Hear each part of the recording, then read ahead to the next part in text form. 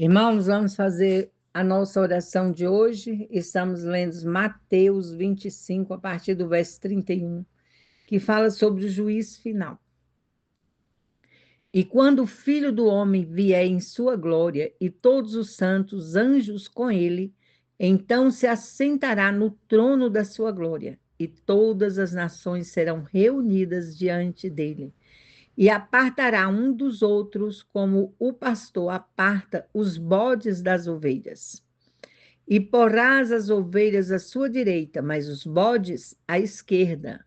Então dirá o rei aos que estiverem à sua direita: Vinde benditos do meu Pai, possui por herança o reino que vos está preparado desde a fundação do mundo. Olha que coisa maravilhosa. Vinde benditos do Senhor. Ainda diz, porque eu tive fome, deste-me de comer, eu tive sede, deste-me de beber, e era estrangeiro, e hospedaram-me. Estava nu e vestiste-me, adoeci e visitaste-me, estive na prisão e foste ver-me. Então os justos lhe responderão, dizendo, Senhor, quando te vimos com fome e te demos de comer, e com sede, e te demos de beber, e quando te vimos estrangeiro, e te lhes damos, ou nu, e te vestirmos, e quando te vimos enfermo ou na prisão, e como fomos ver-te? E respondendo o rei lhe dirá, em verdade vos digo, que quando o fizeste a um destes meus pequeninos irmãos, a mim o fizeste. Então dirá também aos que estiverem à sua esquerda: Apartai-vos de mim, malditos, para o fogo eterno preparado para o diabo e seus anjos. Porque tive fome e não me deste de comer, eu tive sede e não me deste de beber, sendo estrangeiro, não me recolheste. Estando nu, não me vestiste, enfermo e na prisão e não me visitaste. Então ele também lhe responderão, dizendo: Senhor, quando te vimos com fome ou com sede, ou estrangeiro, ou nu, ou enfermo, ou na prisão, e não te servimos? Então lhe responderá, dizendo: Em verdade vos digo, que quando a um destes pequeninos, e não fizeste a mim. E irão estes para o tormento eterno, mas os justos para a vida eterna. Aqui Jesus nos deixa uma lição muito grande. Nós estamos aqui caminhando juntos aqui na terra. Então ele nos dá esta lição, porque nós precisamos amar uns aos outros, é isso que nós devemos, é um dos maiores mandamentos. Jesus diz que o primeiro maior mandamento é amar a Deus sobre todas as coisas, e o segundo ao próximo como a nós mesmos. E nós andamos aqui na Terra e muitas vezes não enxergamos a dor do nosso próximo. Eu trabalho na assistência social da nossa igreja há muitos anos. Sou a responsável por estar arrecadando. Nós temos uma equipe maravilhosa que nos ajuda muito para estarmos arrecadando os alimentos, roupas, sapatos. Todos os meses fazemos muitas cestas para doar às famílias que necessitam. E lendo essa passagem que eu vi como é difícil uma pessoa carente, uma pessoa que precisa de uma atenção, seja qual for a necessidade, seja ela espiritual, seja ela emocional, seja ela financeira, nós precisamos de olhar para o nosso irmão com altruísmo, nos colocando no lugar dele, olhar com os olhos de Cristo e saber que todos nós estamos sujeitos a passarmos aqui por dores, por tribulações, por momentos difíceis. Todos nós que estamos aqui na Terra, nós estamos sujeitos a passar por momentos de dificuldade. Tem momento em nossa vida que somente a mão de Deus. Esses dias eu estava aqui orando de madrugada e fui orar para uma determinada pessoa, e eu comecei a orar por esta pessoa, e eu comecei a sentir um amor de Deus tão grande no meu coração, e comecei a me recordar de tantas tribulações que essa pessoa passou em tão pouco tempo.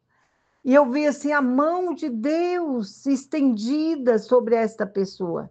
E hoje meu coração alegra de ver como o que Deus está fazendo. Então, a nossa fé, a nossa confiança, o nosso amor tem que ser em todas as áreas da nossa vida, da vida do nosso próximo. Nós temos que olhar para o nosso irmão e sentir a dor dele, e orar com ele, orar por ele, estar junto dele nos momentos de dificuldade. Quando você faz isso, você recebe o teu galardão direto do Senhor, porque quem te abençoa é Deus. Ele se agrada dessas pessoas. Foi a passagem que nós acabamos de ler. Nós acabamos de ler esta passagem que é do juiz final, porque um dia nós prestaremos contas a Deus. E nessa prestação de contas, ele vai nos mostrar os nossos benefícios, o que nós fizemos, o que deixamos de fazer. Não adianta fazer para mostrar ao homem, mas para mostrar para Deus, porque foi Deus que te escolheu e que te levantou como canal de bênção na vida das pessoas. Seja um canal de bênção. Ajude o teu próximo, ame o teu próximo. Ame. Muitas vezes nós não temos compaixão nem dos que da nossa família. E nós precisamos ter compaixão. Nós precisamos amar a nossa família, os nossos amados, o nosso próximo.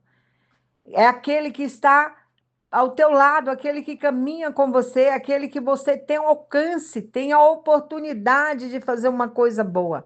Muitas vezes nós temos oportunidade de fazer boas coisas e não fazemos.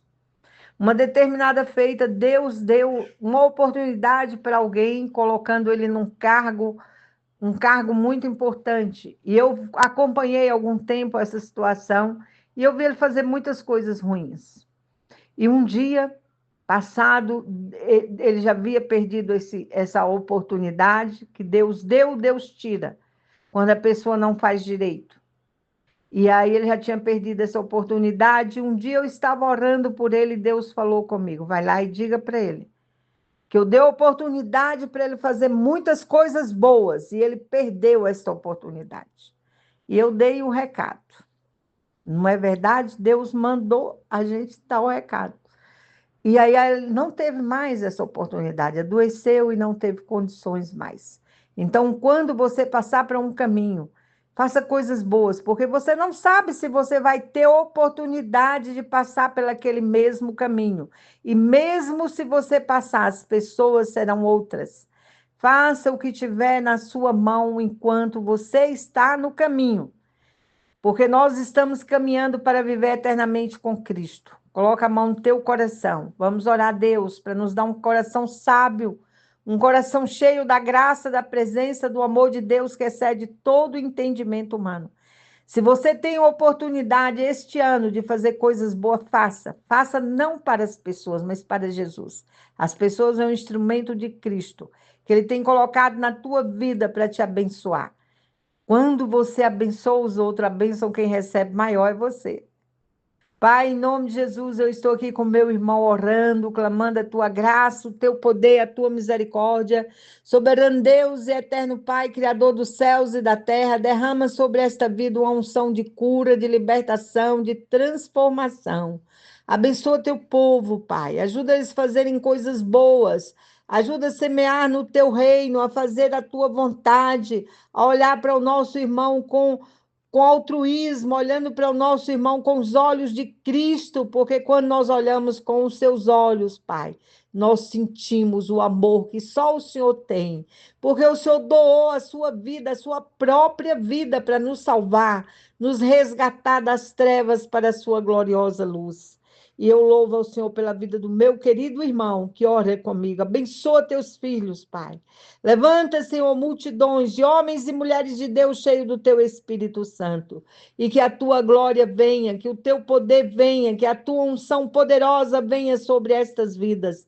Transforma estas vidas, abençoa este lar, abençoa esta casa, abençoa esta família, abençoa teus servos, Pai, com a bênção da prosperidade e da multiplicação em todos os sentidos da sua vida, Pai. Abençoa teus filhos, em nome de Jesus. Abençoa a sua casa, que a sua casa seja um pedacinho do céu. Que as pessoas, ao entrarem na casa desse irmão, dessa irmã querida, sintam a presença de Deus, a tua presença, a tua maravilhosa graça em nome de Jesus. Que Deus te abençoe e te prospere. Que este ano de 2026 você venha realizar grandes coisas na obra de Deus, em nome de Jesus. Fica na paz do Senhor. Jesus te ama e Ele não abre mão de você. Amém?